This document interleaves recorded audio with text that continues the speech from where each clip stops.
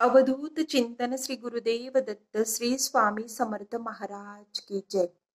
स्वामी भक्तांनो, आज मी तुम्हाला आपल्या स्वामी सेवेकरिताईंना आलेला स्वामी समर्थ महाराजांचा एक अनुभव सांगणार आहे। ताई म्हणतात की काही दिवसांपूर्वीच आम्ही वेरूळला श्री चक्रराज पूजन सोहळ्याला गेलो होतो। बघा, आता आपल्या गुरुमाऊलींनी काही दिवसांपूर्वीच श्री चक्रराज पूजन सोहळा केला होता वेरूळला। तर त्या सोहळ्यासाठी आपल्या या ताई गेलेल्या होत्या। तर ताई ट्रॅव्हलरने गेलेल्या होत्या आणि ताईंसोबत 20 महिला सेवेकरी होत्या ट्रॅव्हलरमध्ये आणि 7 पुरुष सेवेकरी होते ट्रॅव्हलरमध्ये। तर ताई म्हणतात की आम्ही तो सोहळा आटोपल्यानंतर साधारण 4-4:30 वाजता तिथून निघालो वेरूळहून सावनेरकडे रवाना होण्यासाठी।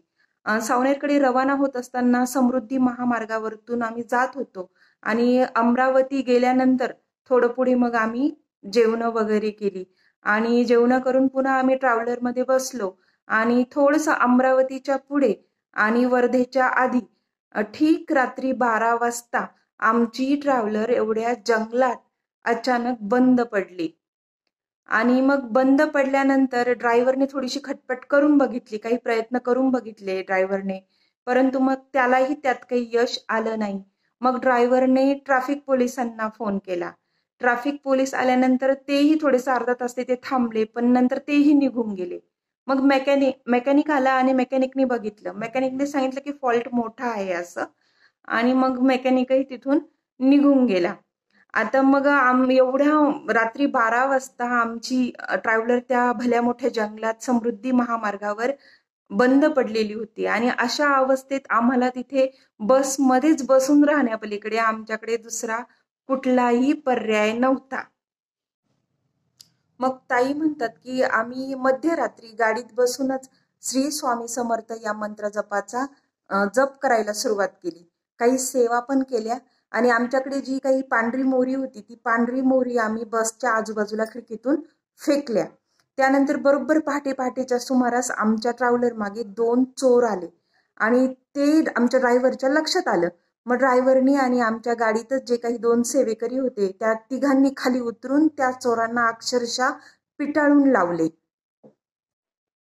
नंतर मग ड्रायव्हरने साधारण पहाटेच्या सुमारास 5-4:30च्या सुमारास वर्धेहून एक ट्रॅव्हलर गाडी बोलावली आमच्यासाठी आणि मग आम्ही सर्व सेवेकरी त्या ट्रॅव्हलरमध्ये बसून आपलं नागपूर सावनेरकडे रवाना झालो।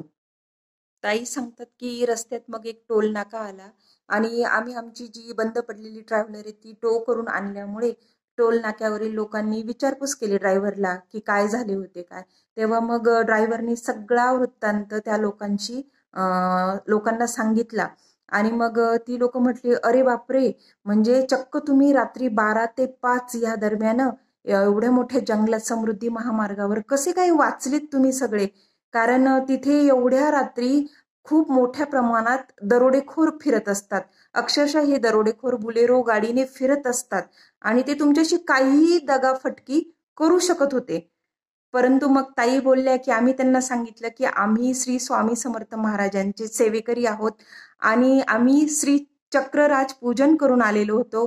रुद्राचे पूजन आम्ही साक्षात आमच्या श्री गुरुमाऊलींच्या सानिध्यात करून आलेलो होतो आणि म्हणून चोर आमच्या बसच्या पाठीमागे आल्यानंतर सुद्धा तेथील दरोडेखोरांनी म्हणजे आमच्या केसालाही धक्का लागलेला नाही, इतकं रक्षण आमच्या गुरुमाऊलींनी आमचं केलेलं आहे।